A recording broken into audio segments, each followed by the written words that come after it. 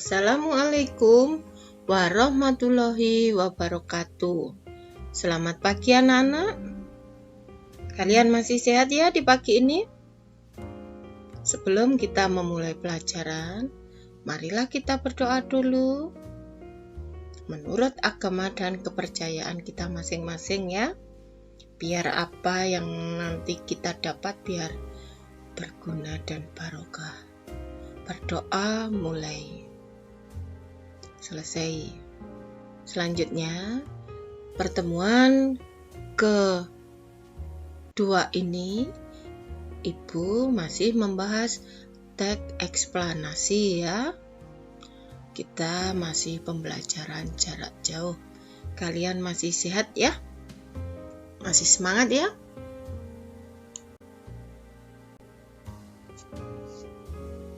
Pertemuan ini kompetensi dasarnya yaitu 3.9 mengidentifikasi informasi dari teks eksplanasi berupa paparan kejadian suatu fenomena alam yang diperdengarkan atau dibaca dengan memperhatikan struktur, unsur kebahasaan, dan isi secara tertulis.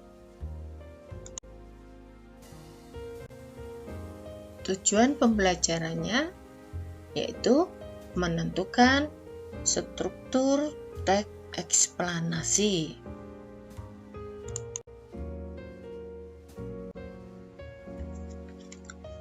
Di sini tadi kan tujuan pembelajarannya bisa menentukan struktur teks eksplanasi. Di sini struktur teks eksplanasi ada 1. Identifikasi fenomena. Identifikasi fenomena ini latar belakang kejadian. Yang kedua, proses kejadian, kronologis dan penyebabnya. Yang ketiga, ulasan. Nah, di sini ulasan ini mengomentari atau konsekuensinya bagaimana.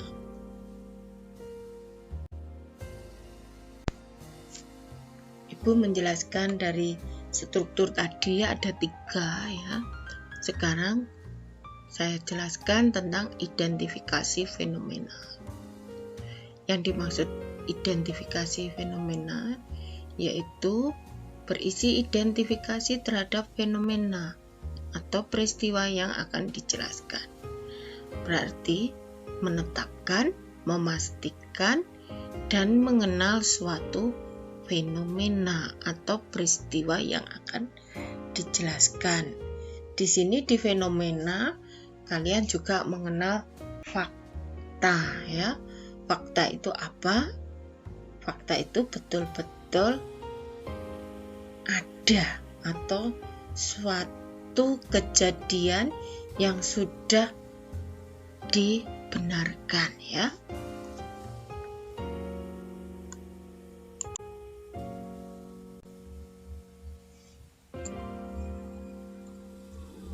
Struktur yang kedua yaitu rangkaian kejadian. Di sini dijelaskan yaitu penjelasan atau perincian atas kejadian atau sebab akibat yang relevan dengan fenomena atau peristiwa yang telah diidentifikasikan ya.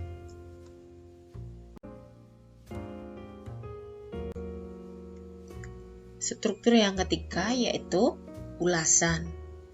Ulasan merupakan komentar hingga penilaian atau penyimpulan konsekuensi dari fenomena atau peristiwa yang telah dipaparkan penjelasannya.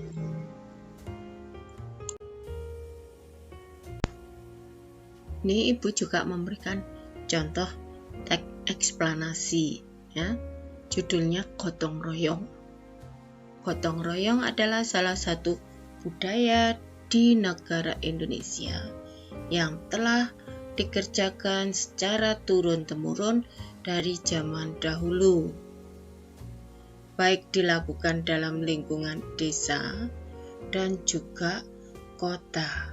Gotong royong ini mengandung beberapa nilai-nilai sosial seperti kerukunan, kebersamaan, dan toleransi. Paragraf itu disebut identifikasi fenomena. Paragraf berikutnya, awal mula dari aktivitas gotong royong dikerjakan pada masa kerajaan dahulu.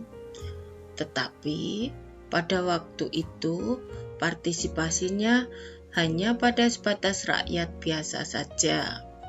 Kalangan dari bangsawan tidak turut melakukan gotong royong ini. Sedangkan di waktu sekarang, hal itu sudah mengalami perubahan. Seluruh lapisan masyarakat bisa berpartisipasi dalam kegiatan gotong royong, sehingga rasa kekeluargaan semakin terasa, terutama apabila didukung dengan adanya peraturan gotong royong. Paragraf kedua ini disebut proses kejadiannya. Paragraf ketiga, kegiatan dari gotong royong ini dapat menimbulkan dampak yang baik, tak hanya membuat lingkungan menjadi bersih, namun masyarakat sekitar juga akan menjadi lebih sehat serta merasa nyaman. Paragraf ketiga disebut ulasan.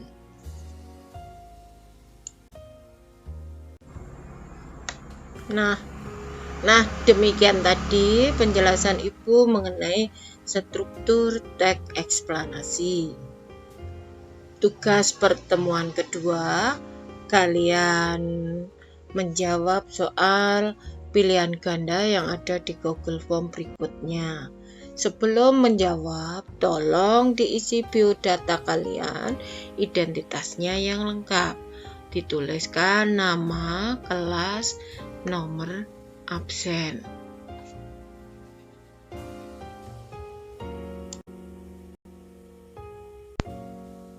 Demikian tadi penjelasan Ibu tentang struktur teks eksplanasi. Di sini pesan Ibu, kalian harus tetap semangat dan sukses selalu. Pesan yang kedua yaitu tetap melaksanakan protokol kesehatan dimanapun kalian berada. Sekian, terima kasih. Wassalamualaikum warahmatullahi wabarakatuh.